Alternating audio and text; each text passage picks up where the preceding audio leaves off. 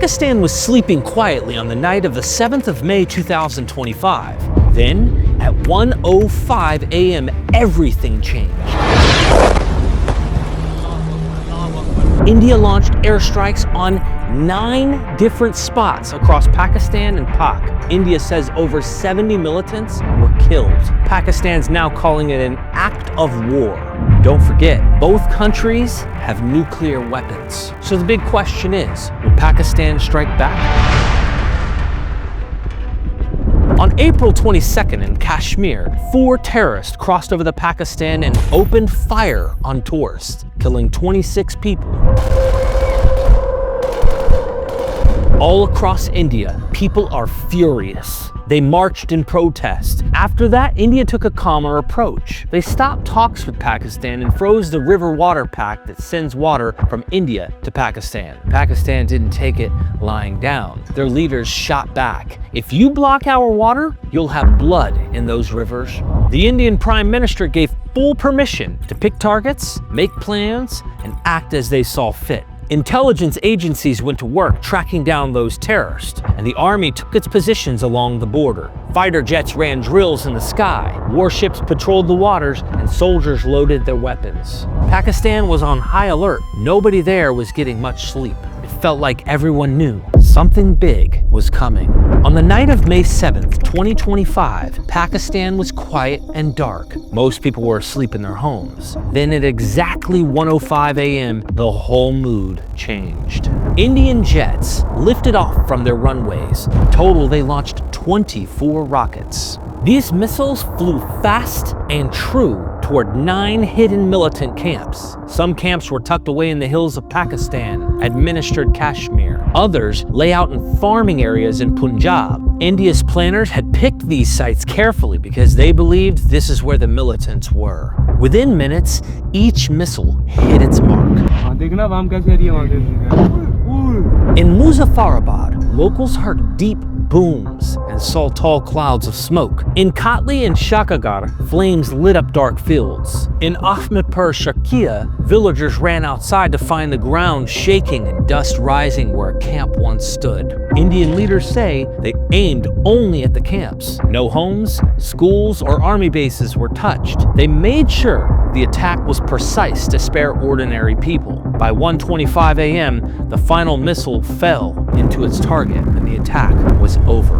Back at Indian command centers, officers watched their screens and saw that the operation went as planned. The jets returned to base. Over the border, Pakistan's reaction was quick and intense. Air raid sirens screamed in cities. Soldiers ran to their stations. Radar dishes turned to track the skies. Families woke up in panic, huddling in basements or rushing into the streets. No one slept that night. By morning, the news came out. India says about 50+ militants were killed in the strikes. Pakistan's leaders condemned the attack as an act of war and warned they might respond soon. Masood Azhar was one of India's top terror targets. Intelligence said he helped plan the April 22nd attack in Pahalgam and ran training camps in Pakistan-administered Kashmir. When India struck on May 7th, they aimed at his hideout near Kotli, hitting 9 spots with 24 precision missiles. But Azhar wasn't there. He'd slipped away just hours earlier. Tragically, about 10 of his family members were killed when their house next to the camp was struck. As for Azhar himself, no one knows for sure what happened to him during the raid. He could still be alive, hiding somewhere, or he might have been injured or killed later. And this isn't the only clash that happened between India and Pakistan. On September 18th, 2016, 4 militants slipped across the line of control from Pakistan into Uri, Kashmir. Under cover of darkness, they breached the camp fence and opened fire on sleeping soldiers. By the time help arrived, 19 Indian soldiers were dead and over 30 wounded. The attackers then vanished back across the border. India reacted with outrage, blaming Pakistan-based groups for the raid. Diplomatic ties and some trade with Pakistan were scaled back immediately. India's surgical strikes 10 days later, on the night of September 28th to 29th, India launched surgical strikes against militant camps across the line of control. Quiet planning intelligence pinpointed the exact locations of 7 militant launch pads. Only top commanders knew the plan. stealth crossing after midnight. Para Special Forces teams crossed the line of control on foot, avoiding patrols in rough terrain. Precision raids. They hit each camp with explosives and grenades, destroying bunkers, weapons, and communication gear. Brief firefights broke out, but the strikes were over in minutes. Swift withdrawal. Troops pulled back across the border quickly, leaving flattened camps behind. Public reveal. At dawn on September 29th, India announced it had destroyed the launch pads and killed a significant number of militants with no Indian casualties. Pakistan denied any incursion, calling India's claims propaganda. Global leaders urged both sides to avoid escalation, warning that conflict between two nuclear powers could be disastrous. On February 14th, 2019, a suicide bomber from the militant group Jaish-e-Mohammed rammed an explosive-laden SUV into a convoy of India's Central Reserve Police Force, CRPF, near Pulwama in Indian-administered Kashmir. The convoy was carrying about 78 vehicles and nearly 2,500 officers on their way to provide security for local elections. The blast happened around 3:15 p.m., ripping through one of the buses. Tragically, 40 CRPF personnel lost their lives and more than 60 were injured. The attack was one of the deadliest against Indian security forces in decades and sparked a widespread anger and grief across India. India's response? Just days later, on February 26th, India launched Operation Swift Retort. Under cover of darkness before dawn, Indian Air Force Mirage 2000 jets crossed the line of control and dropped precision bombs on what they called a Jaish training camp in Balakot, Pakistan-administered Kashmir. India said it had struck the camp where the Pulwama attackers were trained. Pakistan scrambled its air defenses, and in a brief dogfight, both sides claimed to have downed enemy aircraft. One Indian MiG-21 Bison was shot down and its pilot was captured, though he was returned safely to India 2 days later. Pakistan also reported losing one F-16 jet, but India denied this claim. And now, on May 7th, 2025, India called its airstrike Operation Sindoor. In Hindu tradition, a husband applies sindoor, vermilion, to his wife's hair, part as a sign of love and marriage. The name honors the memory of the Pahalgam attack victim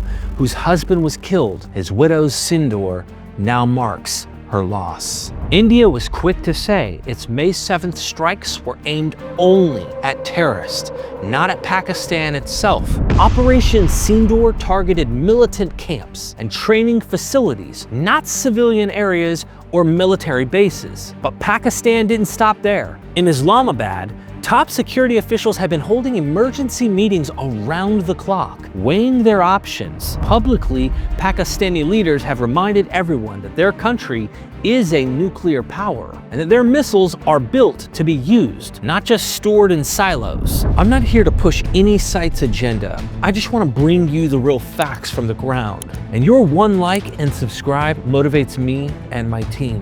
The tension is real on the ground. Almost immediately after Operation Sindoor, Pakistani forces opened heavy artillery fire across the line of control. Today, the Indian government said that Pakistan struck back on the night of May 8th, firing drones and missiles at places like Srinagar, Jammu, and Amritsar. India's air defense system shot down every threat, and destroyed drones and missiles are being collected as proof.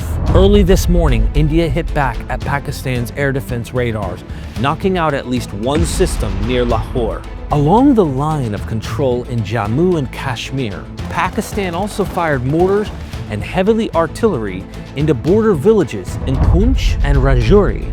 Local officials report that at least 15 civilians, including women and children, were killed in the shelling, with 43 more injured. India's leaders are watching Pakistan's movements closely. India's military remains on high alert along the border, with fighter jets scrambling on training missions and troops reinforcing forward positions. The Prime Minister has publicly said that India wants peace, but will not hesitate to defend itself. Ordinary Pakistani citizens, already struggling with high inflation and a shaky economy, now face the added fear that a full-scale war could break out at any moment. People report sleeping with one ear open for sirens, and families are quietly stockpiling food and water just in case. For now, both countries are locked in dangerous standoff. India insists it struck only terrorists. Pakistan insists it has the right to respond. Meanwhile, ordinary people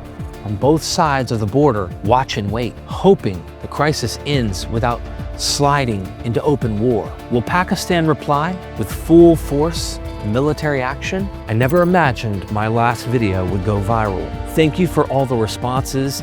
If you haven't seen it yet, the link is in the description. That's all for today. Stay alert and see you soon.